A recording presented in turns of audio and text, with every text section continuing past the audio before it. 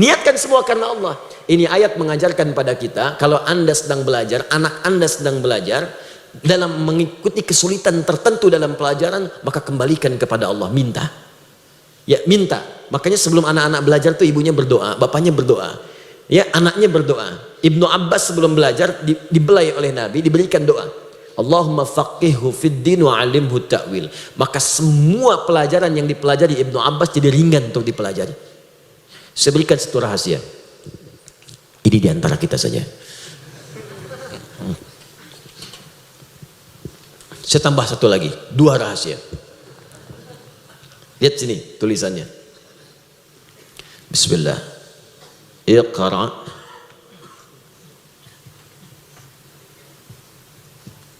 bismi rabbikal ladzi khalaq. Jazakallahu khair, Pak. Bismi rabbik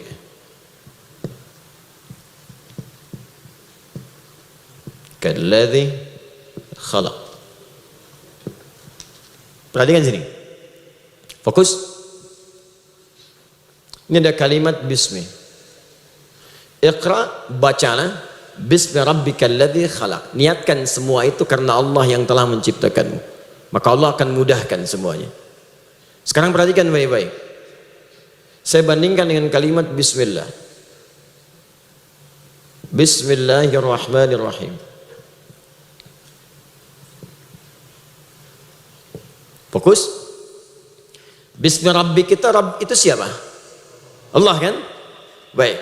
Sekarang bismillah. Ini bismi Rabbik, ini bismillah. Rabb adalah Allah. Satu nama di antara Al-Asma'ul Husna, Ar-Rahman, Ar-Rahim dan seterusnya. Sekarang perhatikan baik-baik. Kenapa ketika di sini banyak ada alifnya? Ketika di sini alifnya dibuang. Fokus, fokus, awas. Dan dirasam seperti ini. Dan di sini ada makna, bukan sekedar tulisan. Di sini ada makna. Ya, walaupun di sini orang mengatakan kasratul isti'mal, banyak digunakan, tidak ada makna di sini. Perhatikan teman-teman sekalian, alif dalam ilmu lughah, itu untuk menunjukkan sesuatu yang panjang, yang ada proses. Makanya di bacaan kalau ada alif sebelumnya dibaca a panjang. Kalau ada ya sebelumnya i panjang. Kalau ada wawu sebelumnya u panjang. Rumus asalnya begitu. Contoh, hamzah, dal, ya. Maka sebelum ya umumnya akan dibaca harakat kasrah panjang. Baca adi, ya kan? Hamzah, ba, wawu. Baca abu. Jelas? Taib. Sekarang teruskan sini. Fokus baik-baik. Fa, alif, ta, ha. Baca fatah. Baik, fokus baik-baik. Alif biasanya menunjuk pada harakat fathah sebelumnya. Jadi kalau ada alif maka huruf sebelumnya dibaca a panjang. Biasanya alif tak pernah bersentuhan dengan kasrah. Jelas? Alif tak pernah bersentuhan dengan kasrah. Nah sekarang perhatikan baik-baik. Di sini ada alifnya. Hamzah wasol asalnya dari kata ismun. Tapi di sini dibuang, di sini tidak. Dan harakatnya kasrah. Ini menarik. Ya, kalau hamzah wasol kenapa tidak dibuang seperti ini? Kalau dia alif kenapa muncul begini? Ini untuk menunjukkan karena alif fungsinya memanjangkan sesuatu, maka ditarik ke dalam fiqh lughah.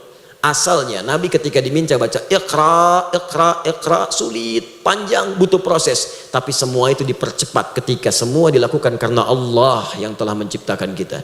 Makanya alif ini walaupun panjang, hamzah wasol tak dibaca walaupun muncul. Orang-orang yang mengerjakan segala hal karena Allah, maka proses-proses yang panjang itu akan dipendekkan oleh Allah Subhanahu wa ta'ala. Maka bagaimana mengerjakan sesuatu karena Allah? Tafsirnya ada di Quran surah kedua di akhir ayat 282.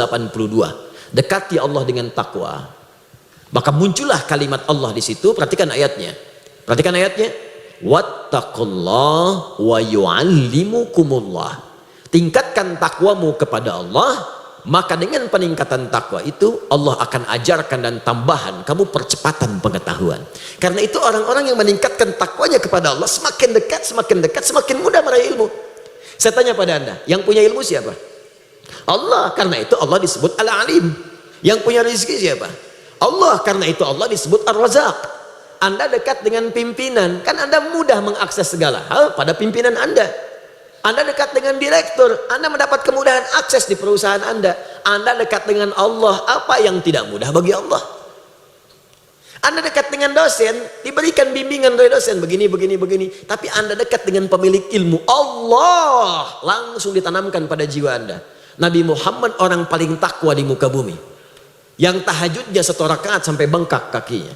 Yang kalau sedekah tak tanggung-tanggung harta terbaiknya dikeluarkan. Lantas apa yang terjadi? Terjadilah percepatan pengetahuan. Bahkan ketika beliau kemudian setelah itu menerima wahyu, pengen cepat membacakan dengan lisannya. Sampai turun Quran surah ke-75 ayat 16 sampai 18. Tadinya pengen cepat dibacakan, cepat, berusaha sendiri. Kata Allah, jangan, kamu ini orang paling takwa.